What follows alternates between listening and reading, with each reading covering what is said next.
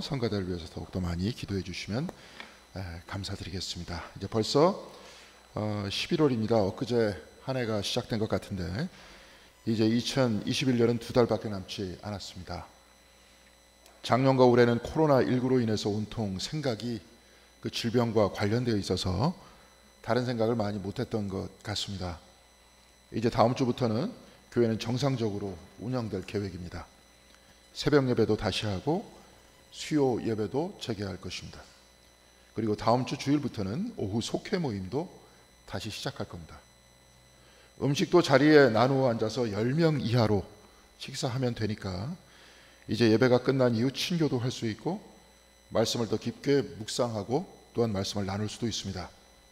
이렇게 다시 회복되는 교회와 여러분들의 일상에 주 예수 그리스도의 사랑이 함께 하시기를 간절히 기원드립니다. 약간은 선선한 날씨에 교회 마당과 길가에 가로수 빛깔이 달라지고 있습니다. 모처럼 시간이 흐르는 그 신비를 눈으로 확인할 수 있는데요. 그렇지만 비가 오거나 바람이 심하게 불면 나뭇잎이 다 떨어집니다. 특히 앞마당 바로 앞에 있는 그 화살나무가 대단히 아름다웠는데 이제 잎이 거의 남아있지 않습니다. 주중에 비지를 하는 윤은희 권사님, 특히 어제와 오늘 김명환 권사님과 백영길 장로님께서 교회 마당 나뭇잎을 치워주셨습니다. 이 자리를 빌어서 정말 감사드립니다. 또한 어려운 시간을 내어서 토요일에 교회 청소를 하고 계시는 모든 성도님들 참 감사드립니다. 예배당을 청소한다는 것을 하나의 신앙 훈련으로 받아들이고 참여하시면 매 순간 우리 영혼이 더욱 충만하게 되는 것을 경험할 수 있을 것 같습니다. 날씨가 선선해지니까 이제 걷기 좋은 계절이 됐습니다. 길가를 다니면서 시간을 내면서 걸어도 몸이나 마스크 안쪽에 땀이 별로 차지 않습니다. 단풍으로 물든 마포의 길거리를 걸으면서 산책을 하다 보니까 산책이라는 주제로 아케이드 프로젝트라는 그 글을 쓴 문예 비평가 발터 벤야민이 생각이 났습니다. 오늘 설교를 준비하면서 그의 글을 다시 읽게 됐는데요. 이 책은 파리의 아케이드 지역을 산책하면서 분석한 것을 글로 옮겨 쓴 겁니다. 우리나라에서는 아케이드와 비슷한 곳은 아마 시장일 겁니다. 시장 위에 비를 맞지 않게 하기 위해서 지붕을 씌우는데요. 과거 유럽의 광장 옆에 있는 이 상점들 위에 지붕을 씌운 것을 아케이드라고 합니다. 아케이드는 파리에서 대형마트나 백화점이 생기기 이전에 있었던 가장 화려했던 상점 밀집 지역이었습니다. 아케이드 프로젝트 제1권에서 베냐민은 산책자와 구경꾼 사이에는 큰 차이가 있다고 하면서 이렇게 쓰고 있습니다. 산책자와 구경꾼을 혼동하지 않도록 하자. 둘 사이에는 미묘한 차이가 있다. 순수한 산책자는 항상 자기 개성을 충분히 확보하고 있다. 반대로 구경꾼은 외부 세계에 열광하고 도취되기 때문에 그들의 개성은 외부 세계에 흡수되어 사라지고 만다. 구경꾼들은 아케이드나 아니면 오늘날 이보다 더 화려한 백화점을 돌아다니면서 진열대 위에 놓여져 있는 명품을 바라봅니다. 그리고 이 물품에 도취되고 그들의 개성은 그 물건에 흡수되어 다 사라지고 만다. 곧 그 물건에 정신을 다 뺏기고 만다는 겁니다. 이들 각자의 개성은 다 사라지고 거기 있는 물품이 바로 자기 자신이다. 이렇게 생각하게 된다는 겁니다. 이게 무슨 말인가 하면 이런 광고 들으셨을 겁니다. 당신이 사는 집이 당신을 말해줍니다. 당신이 타는 차가 당신을 말해줍니다. 내 개성은 사라지고 나라는 존재는 오직 내가 사는 집과 내가 사는 차에 의해서 설명된다 이겁니다. 마찬가지로 구경꾼들은 내가 쓰는 화장품이 나를 말해줍니다. 내가 입는 옷이 나를 말해줍니다. 이렇게 생각한다는 겁니다. 그런데 사실 이게 말이 되지 않죠. 내가 입은 옷이 어떻게 내가 될 수 있습니까? 집과 차가 내가 될 수 있습니까? 그렇지 않죠. 어떻게 옷이 내가 될 수 있고 집이 내가 될 수 있습니까? 그런데 구경꾼들은 옷과 내가 쓰는 화장품을 나라고 착각하면서 내 개성을 다 잃어버린다 이겁니다. 구경꾼과는 반대로 산책자는 자기 개성을 충분히 확보하고 있다. 곧 물품이나 환경에 자기 자신의 마음을 빼앗기지 않는다 이 말입니다. 구경꾼이 아닌 산책자의 위치에 선 베냐민은 아케이드 안에 상품들이 직렬되어 있는 그 모습을 보면서 이렇게 말합니다. 유기물의 세계와 무기물의 세계, 비참함과 궁핍함과 뻔뻔스러운 사치가 극히 모순적으로 결합되어 있으며 상품은 온통 뒤죽박죽인 꿈에 등장하는 이미지들처럼 각각에 뒤섞여 있다. 비참함과 궁핍함과 사치함이 결합되어 있다. 참으로 시적이면서 날카로운 지적입니다. 구경꾼은 자기 자신을 물건이 주는 환상에 빠져버리지만 산책자는 물건 자체를 분석한다는 건데요. 예를 들어서 여러분이 저 건너편에 있는 이마트나 명동에 있는 신세계를 가보면 다 아실 겁니다. 그 안에 다니다 보면 어떤 비참함이나 궁핍함을 찾아볼 수 없습니다. 깨끗하게 정돈된 진열대 위에 물건들이 놓여져 있고 그것을 사기만 하면 됩니다. 그런데 산책자는 그곳에 숨어있는 비참함과 궁핍함을 찾아냅니다. 야채와 과일이 있는 곳을 보면 이를 재배해서 도시에 보낸 농부들의 거친 손이 있습니다. 그런데 백화점에서는 농부가 보이지 않습니다. 화장품 코너에는 이를 야근을 하면서 화장품을 만든 공장의 노동자들이 있고 이를 예쁜 박스에 넣는 알바생들도 있습니다. 그런데 이들 노동자와 알바생의 모습 역시 백화점에서는 보이지 않습니다. 명품 화장품의 모습은 화려하지만 그 안에 비참함과 궁핍함이 숨겨져 있다, 이 말입니다. 산책자는 이 숨겨져 있는 것을 찾아내지만 구경꾼들의 눈에는 이들의 모습이 보이지 않습니다. 화려한 장소에 놓여진 아름다운 옷만 보이고 있고 이를 판매하기 위해서 온갖 예의를 지키는 점원의 모습들만 보입니다. 이런 곳에서 구경꾼은 물건의 마음이 뺏기고 물건을 팔기 위해 친절을 다하는 점원들의 칭찬에 자신은 마치 황제가 되어 있다는 환상에 빠져든다는 겁니다. 이런 백화점의 경험을 미리 알고나 있듯이 베냐민은 이렇게 말하고 있습니다. 창문 없이 포위된 공간 경험 속에서 내부와 외부, 거리와 실내가 서로 침투해 있다. 백화점에는 두 개가 없다고 하죠. 시계가 없고 창문이 없습니다. 창문이 없어서 세상과 단절된 곳이고 시계가 없으니까 내가 이곳에 얼마 동안 머물러야 하는지 모르게 합니다. 또한 백화점의 골프웨어 판매점이나 등산용품을 판매하는 곳에서는 실내에 있어야 할 텐트가 그 안에 쳐져 있고 그 앞에는 화롯불이 있습니다. 외부와 내부와 거리와 실내가 서로 섞여 있다, 이 말입니다. 그래서 이런 백화점을 가보던가 명동이나 압구정동의 거리를 걷다 보면 이 세상을 있는 그대로의 모습으로 보지 않고 자꾸 상상하고 환상에 빠져들게 합니다. 그리고 환상에 빠져들게 하고 착각하면서 물건을 사게 합니다. 이런 것을 환등상이라고 하는데요. 이런 온갖 환상을 만들어내는 도시 안에서 베냐민은 우리에게 충고하고 있습니다. 구경꾼이 되지 말고 산책자가 되라. 환상을 만들어내는 그 물건에 마음을 빼앗기지 말고 그 거리를 돌아. 물건을 산다고 하더라도 내가 필요해서 사는 것이지 그 물건이 주는 환상에 빠져서 자신을 잃어버리지 마라. 왜냐하면 그 환상은 거짓이고 가짜이기 때문이다. 이렇게 말하고 있는 겁니다. 그렇다면 거리를 산책하다 우리는 때로 구경꾼이 되기도 하고 때로는 산책자가 되기도 합니다. 그런데 오늘 말씀에서는 또 다른 눈에 대해서 말씀하고 있습니다.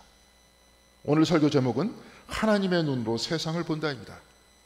이 제목은 중세 독일의 신학자 마이스터 에카르트가 했던 말입니다. 구경꾼의 눈도 아니고 산책자의 눈도 넘어선 하나님의 눈으로 세상을 보는 것. 과연 이것이 무슨 말씀이겠습니까? 오늘 우리가 읽은 마가복음 14장 41절과 42절에는 이렇게 기록되어 있습니다. 예수께서 험금함을 대하여 앉으사 무리가 어떻게 험금함에 돈 넣는가를 보실세 여러 부자는 많이 넣는데 한 가난한 과부는 와서 2렙돈 곧 한 고드란트를 넣는지라. 예수께서는 2렙돈 곧 한 고드란트를 넣는 여인을 보셨다고 했습니다. 당시 로마 시대 가장 작은 화폐 단위가 렙돈인데요. 그냥 2렙돈을 오늘 우리식으로 200원이다 이렇게 생각하면 좋을 것 같습니다. 그리고 이 여인을 보시면서 제자들에게 이렇게 말씀하십니다. 내가 진실로 너희에게 이르노니 이 가난한 과부는 헌금함에 넣는 모든 사람보다 많이 넣었도다. 그들은 다 풍족한 중에 넣었거니와 이 과부는 그 가난한 중에서 자기의 모든 소유 곧 생활비 전부를 넣었느니라 하시니라. 이 말씀이 무슨 뜻일까요? 풍족한 중에 일부를 쪼개서 넣는 것보다 가난한 가운데 생활비 전부를 넣었으니 생활비 전부를 넣은 그 여인이 구원과 가깝다는 뜻이겠습니까? 아니면 풍족한 중에는 아무나 나눌 수 있지만 가난한 중에는 나누기가 쉽지 않으니 가난한 중에 넣은 저 가난한 과부의 마음이 더 소중하다는 뜻이겠습니까? 뭐 이렇게 해석될 수도 있습니다. 그런데 오늘 본문의 말씀이 해석되기 위해서는 오늘 우리가 읽은 본문 안에서 왜 이런 말씀이 기록되어 있는지를 찾아내는 것이 먼저일 겁니다. 오늘 우리가 읽은 본문 마가복음 12장 38절에서 40절까지의 말씀 중에 특히 40절에는 서기관들이 과부의 가산을 삼킨다는 말씀이 들어있습니다. 먼저 오늘 본문 말씀 제 38절에서 40절까지의 말씀을 제가 봉독해 올리도록 하겠습니다. 예수께서 가르치실 때 가라사대 긴 옷을 입고 다니는 것과 시장에서 문안받는 것과 회당의 상자와 잔치의 상석을 원하는 서기관들을 삼가라. 저희는 과부의 가산을 삼키며 외식으로 길게 기도하는 자니 그 받는 판결이 더욱 중하리라 하시니라. 서기관들은 긴 옷을 입고 다닌다고 했습니다. 눈에 띄는 화려한 옷을 입고 다니면서 윗자리에 앉아 높임을 받으려고 합니다. 겉으로는 이들의 화려한 옷은 존경과 거룩함의 환상을 만들어내지만 사실 이들은 과부의 가산을 삼키는 사람들이라는 겁니다. 사실 우리가 다음 주 주일날 읽어야 될 말씀인데요. 마가복음 13장 1절에서 2절까지는 이렇게 기록되어 있습니다. 예수께서 성전에서 나가실 때 제자 중 하나가 가로되 선생님이여 보소서 이 돌들이 어떠하며 이 건물들이 어떠하니이까. 예수께서 이르시되 내가 이 큰 건물들을 보느냐 돌 하나도 돌 위에 남지 않고 다 무너뜨려지리라 하시니라. 이 돌들이 어떠하며 이 건물들이 어떠하니이까. 표준세번역에는 이에 대해서 이렇게 번역되어 있습니다. 선생님 보십시오. 얼마나 굉장한 돌들입니까? 얼마나 굉장한 건물들입니까? 우리는 2000년 전으로 돌아가 그 건물들을 바라볼 수 없지만 지금까지 남아있는 벽이 있습니다. 한번 보시겠습니다. 저게 우리가 알고 있는 통곡의 벽입니다. 저 높이를 한번 보시기 바랍니다. 2000년 전에 지어진 벽의 높이가 저 정도입니다. 자, 그 다음 사진 보겠습니다. 돌의 크기를 한번 살펴보겠습니다. 지금까지 남아있는 통곡의 벽 일부입니다. 당시 로마가 이스라엘 성전을 파괴한 이후에 저 벽 하나만 남겨놨습니다. 예루살렘을 방문하는 사람들에게 우리에게 덤비면 이렇게 해주겠다, 이렇게 말하는 메시지였죠. 그런데 지금까지 남아있는 저 벽의 높이와 돌의 크기를 보면 어마어마합니다. 오늘날과 같은 건축 기술이 발달한 시대에도 저는 집채만한 돌을 쌓아 올린다는 것은 쉽지 않을 겁니다. 저런 거대한 돌로 만든 성전을 보고 제자들 중 한 명이 얼마나 굉장한 돌입니까? 얼마나 굉장한 건물입니까? 이렇게 말했던 겁니다. 제자들은 서기관들의 화려한 옷과 언변을 듣고 거대한 교회의 웅장한 건축물을 보면서 감탄하고 이들에게 자기 자신을 빼앗겨 버렸습니다. 예수 주변에 있던 제자들과 사람들은 구경꾼이었던 겁니다. 긴 옷을 입고 시장에서 문안받기를 좋아하고 상석에 앉으려는 서기관을 존경의 눈으로 바라볼 뿐입니다. 구경꾼들은 거대한 돌과 화려한 건축물이 만들어낸 그 환상을 따라가지만 또한 서기관들의 긴 옷을 입고 상석에 앉은 그들을 보면서 또 다른 환상에 빠져서 이들을 찬양하지만 오늘 본문에 의하면 주님께서는 두 렙돈에 200원의 헌금을 전 재산이라고 놓으신 바로 그 여인을 보셨습니다. 그리고 제자들에게 저 여인을 보라고 하면서 그 여인은 생활비 전부를 넣었다고 말씀하십니다. 그 여인을 바라보았던 그 눈은 구경꾼의 눈도 아니고 자기 자신을 지키면서 눈에 보이는 세상을 분석하려는 산책자의 눈도 아닙니다. 성육하신 하나님께서 바라보는 그 눈은 생활비 전부를 화려한 성전과 서기관들에게 빼앗긴 한 가난한 과부의 얼굴을 보았던 겁니다. 하나님의 눈은 타자, 곧 나와 다른 사람들에 대한 책임을 다하는 눈이었습니다. 춘향전에 이몽룡이 변사또에게 암행어사 출두를 하면서 읊었던 시가 바로 이 상황에 딱 들어맞는 그런 말이겠죠. 금준미주는 천인혈이요 옥반가요는 만성구라. 금잔에 담긴 향기로운 술은 일천백성의 피요 옥쟁반에 담긴 맛좋은 안주는 일만 백성의 기름이라. 총눈악시 민눈악이요 가성고초 원송고라. 총문 눈물 떨어질 때 백성 눈물 떨어지고 노랫소리 높은 곳에 백성들의 원망소리 높았더라. 이 시를 오늘 말씀에 대입해보면 성전의 거대한 돌과 서기관의 긴 옷은 두 랩돈 낼 수밖에 없는 가난한 여인의 눈물이요 서기관들이 받는 존경심과 화려한 성전은 가난한 이스라엘 백성의 기름이다. 이 말씀이 아니겠습니까? 라피 출신의 유대 철학자 엠마누엘 레비나스는 전체성과 무한이라는 책에서 서양 철학을 주체 중심의 전체주의라고 비판했습니다. 그러나 이와는 달리 철학은 다른 타자의 얼굴에서 시작되어야 한다. 이렇게 말했습니다. 무슨 말인가 하면 레비나스가 말한 주체란 서양 철학자들, 서양인들, 유럽 백인들이란 뜻입니다. 타자란 유럽인이 아닌 사람들입니다. 서양인들에게는 유대인들이고 동양인들이고 아프리카 사람들입니다. 레비나스는 서양인들이 주체 중심의 철학, 자기를 중심에 놓고 세상을 이해할 때 자기와 다른 나라를 식민지로 만들고 자기와 다른 사람을 학대했지만 이제 철학은 그 세상을 보는 눈은 자기가 아니라 타자, 나와 다른 사람의 얼굴을 보면서 시작해야 한다는 겁니다. 유대인의 얼굴을 보면서 동양인과 아프리카인과 전 세계에 살고 있는 토착민들과 가난한 사람들의 얼굴을 보면서 이들에 대해서 책임을 느끼는 그 기반 위에서 세상을 이해해야 한다는 겁니다. 자기 중심으로 세상을 보면 폭력이 나오지만 약자와 가난한 자의 얼굴을 바라보며 책임을 다하는 것이 바로 내 삶의 시작이고 기반이 될 때 그때 마침내 폭력에서 자유로워지고 그때 평화가 시작된다는 겁니다. 특히 레비나스는 단지 다른 사람들의 얼굴이 싸구려 동정심을 유발하는 것이 아니라 그들의 얼굴을 통해서 하나님께서는 바로 나에게 명령한다고 했습니다. 레비나스는 바로 이것을 사람의 얼굴을 통해서 나에게 주시는 하나님의 계시라고 했습니다. 이들을 통해서 하나님께서 우리에게 말씀하신다는 겁니다. 살인하지 말라, 내 이웃의 것을 탐하지 말라, 내 이웃을 내 몸과 같이 사랑하라, 이렇게 말씀하신다는 겁니다.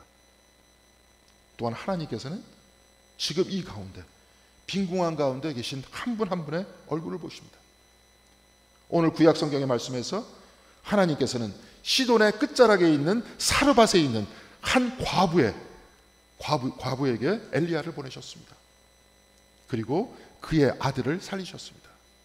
아무도 관심 갖지 않는 바로 그 사람을 쳐다보시는 하나님의 눈, 그리고 그의 아들을 살리시는 하나님의 사랑, 바로 이것이 하나님께서 당신의 눈으로 세상을 바라보는 것입니다. 여러분들의 아픔과 여러분들의 곤란함도 세상 사람들 아무도 관심이 없을 줄 모르겠지만 하나님께서는 바로 여러분을 보시고 우리 교회 안에 있는 이웃을 보신다는 겁니다. 백화점의 상품을 보고 환상에 빠져드는 눈이 구경꾼의 눈이라면 여기서 자신의 개성과 마음을 지켜내는 눈이 산책자의 눈이라고 했습니다. 그렇다면 오늘 본문에 기록된 예수님의 눈, 하나님의 눈이란 나와 다른 사람, 그 가난한 과부의 두 랩돈을 보고 책임을 다하는 눈인 겁니다.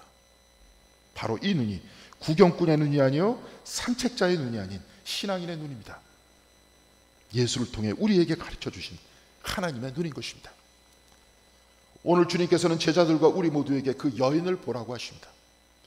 구경꾼들의 눈을 떠나 하나님의 눈으로 그 여인을 보라고 하시고 우리의 이웃을 보라고 하시고 나와 다른 사람을 바라보라고 하십니다. 그리고 그들의 얼굴에서 하나님의 계명을 듣고 사랑의 책임을 다하라고 우리 모두에게 말씀하고 계십니다. 사랑하는 성도 여러분, 우리는 예수를 믿고 따르는 제자들입니다. 그런데 예수를 향한 믿음은 어떤 교리 공부를 통해서 이 교리를 믿고 교회의 멤버가 되라는 것이 아닙니다. 영국의 수녀 출신 종교학자 카렌 암스트롱은 신을 위한 변론이라는 책에서 예수께서 믿으라고 하신 이 말씀은 어떤 교리를 믿으라는 그 말씀이 아니라고 그렇게 이야기하고 있습니다. 그런 이 책에서 이렇게 말합니다. 예수께서는 제자들에게 예수의 선교 과업에 동참하기를 원하면서 그들이 가진 모든 것을 가난한 이들에게 주고 배고픈 자들을 먹이며 이를 위해 가족의 연까지도 끊으라고 하셨다. 자기의 교만을 버리고 자만심을 버리고 무엇이라 불리기를 포기하고 공중의 새와 같이 들의 야생화와 같이 살기를 원하셨다. 그리고 하나님을 제자들 모두의 아버지로 신뢰하고 자비의 삶을 살기를 원하셨다. 쉽지 않죠? 바로 이 삶이 예수를 믿는 삶인 겁니다. 예수를 믿는다는 것은 예수를 따라 사는 겁니다. 그래서 예수를 믿는다는 것은 그냥 믿음이 아니라 하나의 결단입니다. 결단이란 마음속에만 가지고 있는 것이 아니라 실천하는 겁니다. 다른 사람의 얼굴을 바라보면서 하나님의 명령을 듣고 그에 따르는 결단의 삶, 바로 이것이 하나님의 눈으로 세상을 보는 것이고 예수를 믿는 제자가 되는 겁니다. 이를 위해서 우리는 이 세상의 물질과 이 세상의 문화에 빠져서 자기를 잃어버리는 구경꾼을 넘어서 나 자신의 개성을 지켜내는 산책자의 눈도 넘어서 이런 세상 한가운데서 약한 다른 사람의 얼굴을 보는 훈련을 해야 하는 겁니다. 지난주 말씀을 나누면서 신앙생활이란 하나의 훈련이라고 했습니다. 아가페 사랑이란 내 마음이 그를 향해 뜨거워진다던가 그를 보지 않으면 뒤숭숭한 에로스의 사랑도 아니라고 했습니다. 내가 해야 할 일을 하는 것, 마땅히 그 일을 하는 것이 곧 아가페라고 했습니다. 그리고 이를 위한 훈련과 배움의 장소가 교회라고 했습니다.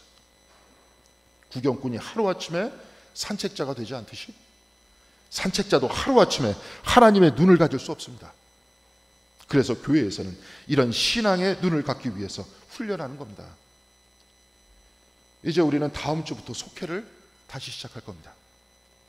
감리교회는 속회에서 나왔습니다. 개혁교회와 다른 감리교회의 독특한 신학은 성화입니다. 성화란 성스러울 성자에 될 화자, 성스럽고 거룩하게 된다는 뜻인데 성화란 곧 영성훈련을 말하는 겁니다. 속회에서 서로 더 가까이 만나시면서 이 속회의 영적 훈련을 통해서 이제 우리 공동교회가 서로의 얼굴을 바라보고 사랑에 책임을 다하는 그런 거룩한 교회가 됐으면 좋겠습니다. 일평생 교회를 사랑하시고 이제는 귀가 안 들리시고 눈이 보이지도 않고 그럼에도 불구하고 주님의 전을 사랑하셔서 지금 이곳에 와서 예배에 참석하신 권사님들의 얼굴을 바라보면서 교회 일에 열심으로 봉사하시지만 찾아오는 병마에 근심이 쌓이고 걱정이 드러난 또한 우리 성도님들, 권사님들, 풀리지 않는 가정일과 사업 때문에 걱정이 많아지시는 분들의 얼굴을 바라보면서 사회의 무한 경쟁 앞에 무기력해지는 청년들과 점점 줄어드는 젊은이들 사이에 고민하고 있는 우리 교회 청년들, 그리고 청장년들, 그리고 이들의 얼굴을 가까이서 바라보시면서 내 이웃을 내 자신과 같이 사랑하라 하신 하나님의 명령을 들으시는 그 계시를 들으시는 우리 모두가 되시길 바랍니다. 서로에게 위로의 말 한마디 더 건너 보내시고 힘내라고 손 한 번 더 붙들어 주시고 하나님이 당신과 함께하니 믿음 위에 굳게 서라고 하시고 주님이 이 세상을 이기셨으니 주 안에 있는 형제님들, 자매님들 세상을 분명히 이기실 거라 용기를 심어주는 이 단 한마디의 사랑의 말씀이 바로 우리의 신앙생활과 우리의 실천의 시작이 되기를 바랍니다. 바로 여기서 세상과 다른 하나님의 나라가 시작되는 겁니다. 사랑하는 성도 여러분, 우리 공덕교회 신앙의 훈련을 통해서 서로의 얼굴을 예수 그리스도의 눈, 하나님의 눈으로 바라보시는 여러분들 모두가 되시기를 바랍니다.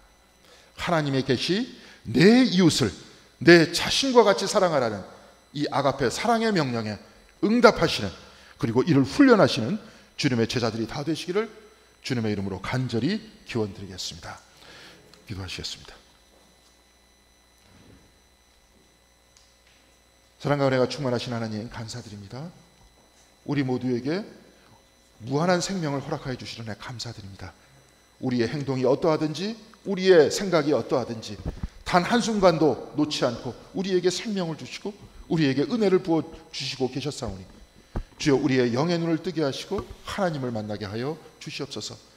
또한 우리 교회에 있는 여러 성도님들, 집사님, 권사님, 장로님들의 얼굴을 바라보면서 내 이웃을 내 몸과 같이 사랑하라는 하나님의 명령과 바로 그 계시를 우리의 마음속에 깨달아 할 수 있도록 인도하여 주시옵시고, 나 중심으로 살아가는 우리의 삶이 아니라 그런 이웃들의 얼굴을 통해서, 우리 교우들의 얼굴을 통해서 내 자신의 책임을 다하는 바로 그 책임과 사랑 가운데 하루하루를 살아갈 수 있는 주님의 제자들이 다 될 수 있도록 우리의 마음을 가르쳐 주시옵시고 우리의 몸을 고쳐 주시어서 진정으로 우리가 이 공덕교회에서부터 하나님 나라를 살아갈 수 있는 한 분 한 분이 다 될 수 있도록 주여 굳건히 붙들어 주시옵소서. 아멘. 주께서 항상 같이 해 주실 것을 바라오며 주 예수 그리스도의 이름으로 기도드렸습니다. 아멘. 아멘.